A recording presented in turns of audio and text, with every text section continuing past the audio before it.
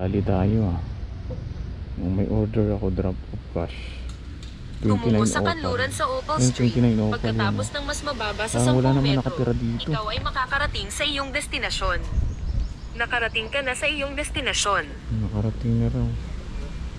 Ilang tao dito. Opening lang na. Tinatawagan natin ito eh. Sumabot. Wala nakatira Tinatawagan. Baka ginawa niya lang landmark. Hello po. Hindi sinasagot. Patay tayo nito na ano yata tayo.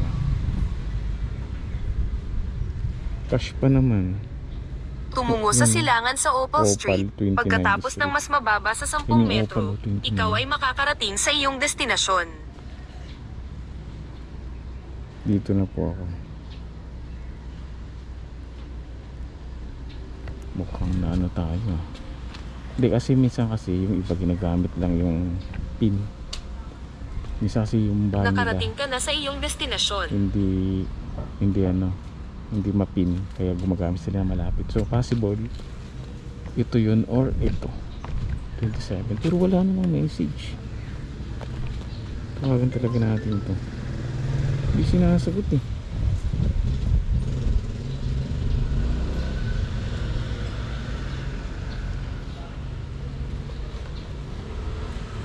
Yun, nag-ring.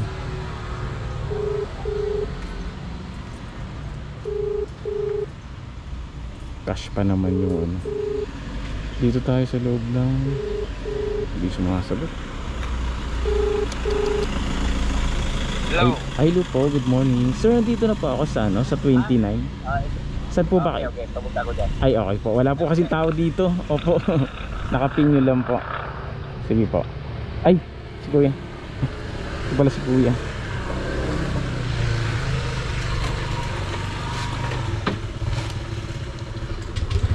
Pero si kuya. Ay, nakapin. Pinin lang.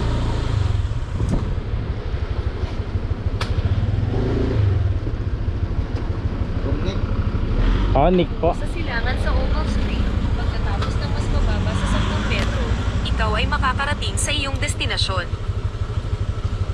Bali, ano kuya siya? Nakarating ka na sa iyong destinasyon. 559 lang po.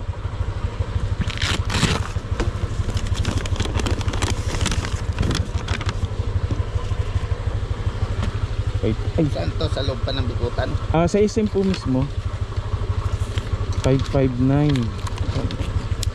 Ay sir, may ano po kayo? 59, bigyan ko kayong 500. Okay lang po. 5-9. Oo, 59 na lang po.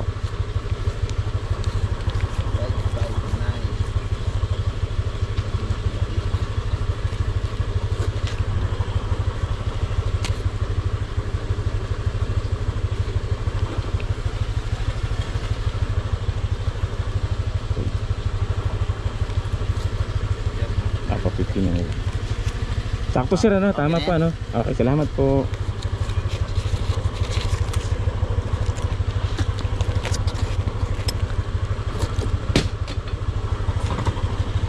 Ay, juice nito.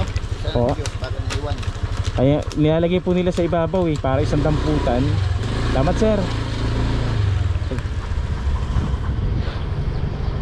Okay mga tol, akala ko na ano na tayo.